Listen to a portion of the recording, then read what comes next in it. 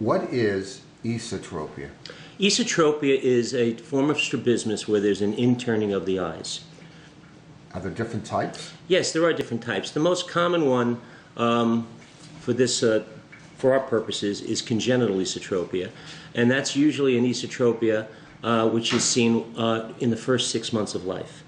When the child is born, usually the eyes could have intermittent misalignment, but with a congenital esotropia, the turn is usually a significant amount, usually about 35 prism diopters, and for the layman's terms, that would be about 17 to 18 degrees inward. If a person was born and there was no esotropia, could they develop it later in life?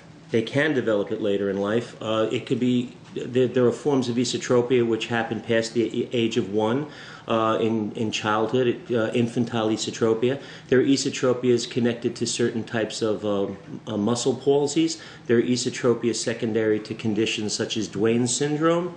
There are esotropias that occur because a child's vision is disrupted in one eye and the eye turns in because of a lack of vision. So there are other forms of esotropia. There's the most common form of esotropia that we probably see in the older child is something called accommodative esotropia. That has to do with the focusing of the eyes. If the child is usually farsighted, sometimes they actually turn in the eyes more than they need to when the child attempts to focus.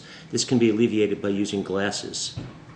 Is there any medical condition that can make someone more prone to developing esotropia?